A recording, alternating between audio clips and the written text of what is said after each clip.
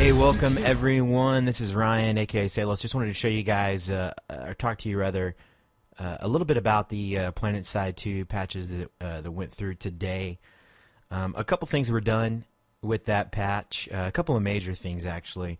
One was some new SMGs were added into the game for all factions, and some extra customization was put in. Another big tweak that was made was the render distance value. So I just had a really quick look at it this morning, and as I was playing a little bit online, and so I thought I would give you guys kind of a preview of what's going on. So the first thing I'm going to talk about is the SMG. So every faction has, I believe, 2 SMGs now that they can choose from. I, of course, being TR, was messing around with the TR one this morning. I was actually using the Hellstorm, which has a 60-round clip, as you can see there on the video.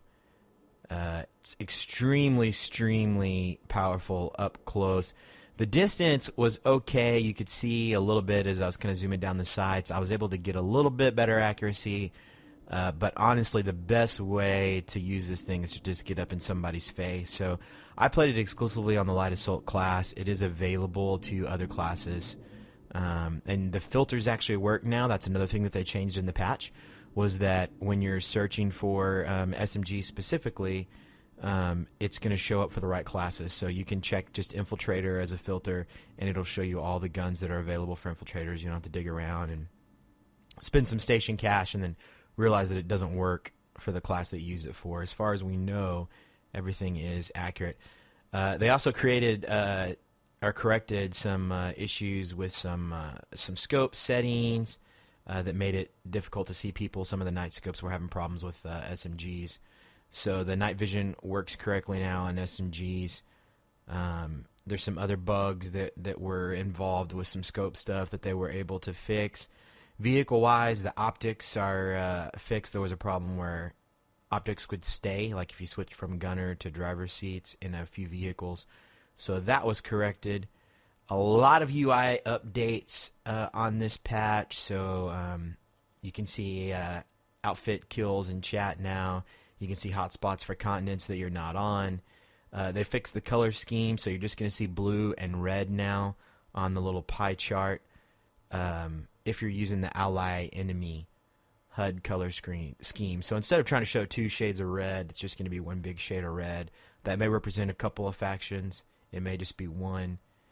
They fixed some squad stuff, so a lot of people have been asking for a long time. Squad leaders that are in a platoon can actually promote their own squad leader now, so I know it's great for the outfit that I play with. If you're going AFK, you can actually get someone to be a squad leader now instead of having to ask the platoon leader to change it, so that should take care of a lot of stuff. Influence percentages on the HUD update more dynamically.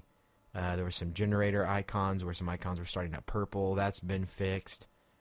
And when you're killed by pain field, they fixed the error message on that. And here's the render distance here that you're looking at for... sorry, I'm just trying to figure out what I'm looking at on the screen here. What I was trying to do is I was trying to show you guys some of the distances. So you can see the tank there kind of still spawned half. I'm guessing that's because half the tank doesn't render. It might be just right outside of range maybe, or that could be a bug. I'm not sure, but that distance there, I mark it here on a second. I mark it just in a second here so that I can kind of give a comparison. But you can see that's right at 400 meters out that I'm looking through with my sniper rifle there. Here in a few seconds, you'll actually see me zoom in on some infantry as well that are out there by enemy Sunday.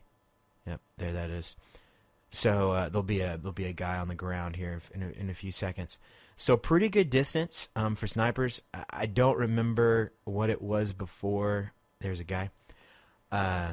Mine's set to the default render values by nature, so it's right at 1,000 for render. I don't change it. I did have to change it a little bit later because, as you'll see here in another minute, fraps running started to kill my client, so I had to back off and kind of alternate recording on and off. What happened was there were so many things rendering with air, especially, that my client was getting a little overwhelmed.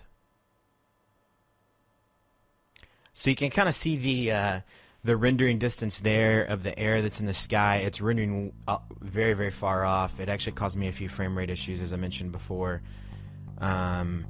It's helpful if you're on the ground. I'm sure it's even more helpful in air. I didn't get to do any flying this morning, but it's definitely helping on the ground, being able to identify aircraft. So sky guards, bursters should really enjoy that benefit, and liberators on the flip side as well, being able to clearly see your targets from the air. So I would encourage you guys to hop in game, do some experimentation with it, figure out how it's working for you, and lots of facility updates as well on this patch. A lot of spawns are fixed. I was in a bio lab.